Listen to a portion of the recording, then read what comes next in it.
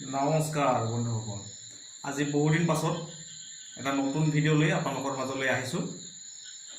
মোক প্ৰায় কিছু সংখ্যক ব্যক্তিয়ে সোধে যে মোৰ ভোটাৰ তালিকাত নামটো ভুল হৈ আছে, কেতিয়াকৈ শুদ্ধ কৰিব পৰা যাব বা নতুনকৈ ভোটাৰ তালিকাত কেতিয়াকৈ নাম উঠায়। এই বিষয়ে কেতিয়াবা মই প্ৰশ্নৰ সন্মুখীন হওঁ।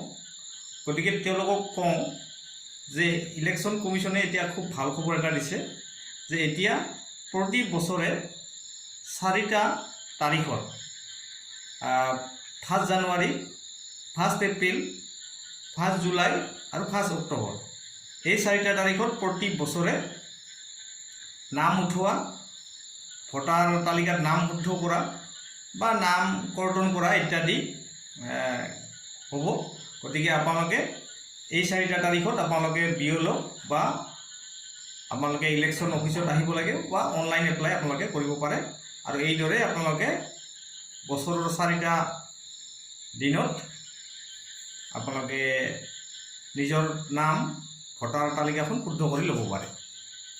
আচ্ছা বন্ধুসকল, আজি মই আহিছোঁ আপোনালোকৰ মাজত এটি বিশেষ কাৰণত যে ইলেকশ্যন কমিশ্যনে এটা শেহতীয়াকৈ এটা নিৰ্দেশনা দিছে যে আমি ভোটাৰ ID আৰু আধাৰ কাৰ্ড লিংক কৰিব লাগে। আৰু ইয়াৰ অন্তিম তাৰিখ 31 মাৰ্চ বুলি কৈছে। আৰু এয়া নকৰিলে হয়তো আমাৰ ভোটাধিকাৰ কৰ্তনো হ'ব পাৰে। গতিকে আহক আমি নিজৰ মোবাইলৰ সহায়তে কেনেকৈ এপ্লাই কৰিম আধাৰ কাৰ্ড আৰু ভোটাৰ ID লিংক কৰাৰ কাৰণে। ইতিমধ্যে আমাৰ ৰেচন কাৰ্ড আৰু আধাৰ আমি লিংক কৰিলোঁ, বা পেন কাৰ্ড আৰু আধাৰ আমি লিংক কৰিলোঁ।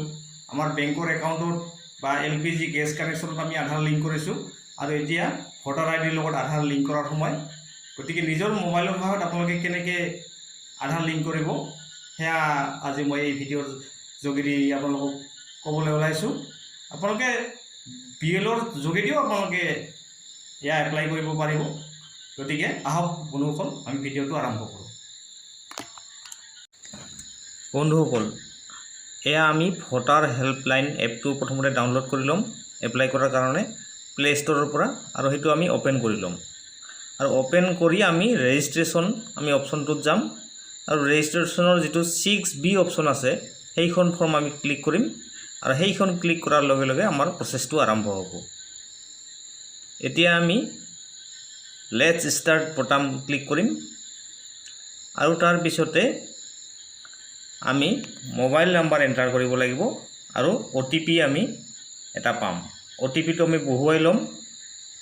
বহুৱাই লোৱাৰ পিছতে আমি এতিয়া ভোটাৰ IDৰ যিটো নাম্বাৰ থাকে সেই ভোটাৰ IDৰ নাম্বাৰটো বহুৱাম, আৰু ষ্টেট আমি আসাম চিলেকশ্যন কৰিম, আৰু এইদৰে আমি প্ৰচিড কৰিম। পৰৱৰ্তী ৰাউণ্ডলৈ আমি আগবাঢ়িম, আৰু তাৰপিছত এইদৰে আমাৰ নিজৰ ভোটাৰ IDখনৰ সবিশেষ ওলাই আহিব,